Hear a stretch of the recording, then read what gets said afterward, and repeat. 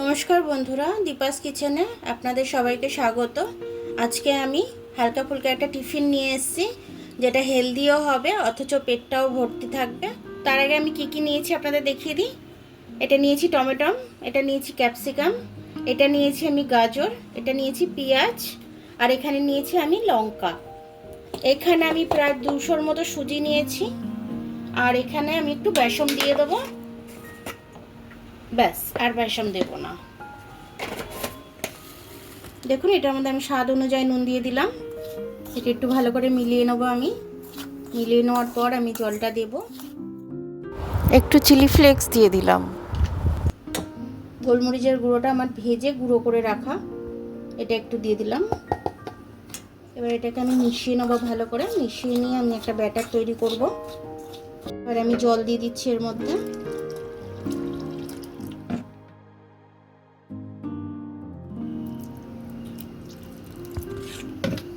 আমার সুজিটা একটু ফুলবে, আমি এটা একটু চাপা দিয়ে রেখে দেবো পাশে। ততক্ষণ আমি ওই সবজিগুলো একটু ভেজে নেব। সব সবজিগুলো আমি দিয়ে দিলাম, দিয়ে এটার মধ্যে একটু নুন দেবো।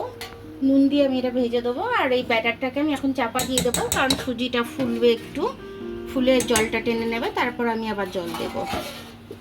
স্বাদ মতো নুন দিয়ে দিলাম।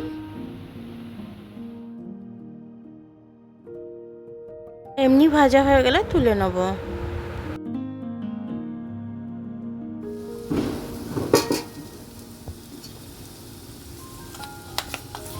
এটা জল যা খাওয়ার খেয়ে নিয়েছে। এবার আমাকে এই যেটা ভেজে রেখেছি ওটা আমি দিয়ে দেবো এর মধ্যে। এটা এবার আমি মিশিয়ে নিচ্ছি। এটাতে আমার আরও জল লাগবে, আমি জল দেবো এটার মধ্যে আরও। আর একটু হলুদও দেবো কালার আসার জন্য। এই যে হলুদটা আমি দিয়ে দিলাম, এইটুকুই দেবো, বেশি দেবো না। একটু সর্ষে নিয়ে নিয়েছি আমি এখানে ফোড়নের জন্য, আর এখানে কারি পাতা নিয়ে নিয়েছি একটু ফোড়নের জন্য। কড়ায় ছ্যাঁক মেরে নিয়ে এটা ব্যাটারে দিয়ে দেবো।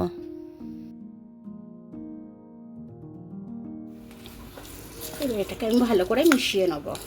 তারপরে আমি এটাকে জল দেব। আমি এবার জল দিয়ে দিচ্ছি, আমার যতটা পরিমাণে জল লাগবে আমি ততটা জল দিয়ে দিচ্ছি। এই হচ্ছে আমার ঘনত্ব। আমি হাতায় করে তুলে আপনাদের দেখাচ্ছি। এই আমার ঘনত্ব, এরকম রাখতে হবে। কড়ায় তেল গরম করে নিয়ে এটাকে আমি ভেজে নেব ভালো করে উল্টে পাল্টে।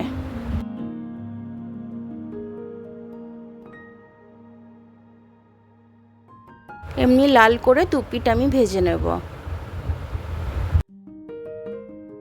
সব কটা চিল্লা এইভাবেই আমি ভেজে তুলে নেব। দেখুন, আমার এই হেলদি ব্রেকফাস্টটা হয়ে গেছে। তো আপনাদেরকে আমি হাতে তুলে দেখাচ্ছি একটা কীরকম হয়েছে। দেখুন, খুব নরম আর খুব সফট, এরকম মুড়লেই হাতে মানে ভেঙে যাবে একদম, খুব সফট। এরকমভাবে ছিঁড়লেই ছেঁড়া হয়ে যাবে। দেখুন কি ইজিলিভাবে ছিঁড়ে দিলাম আমি, হাতে চাপই লাগছে না।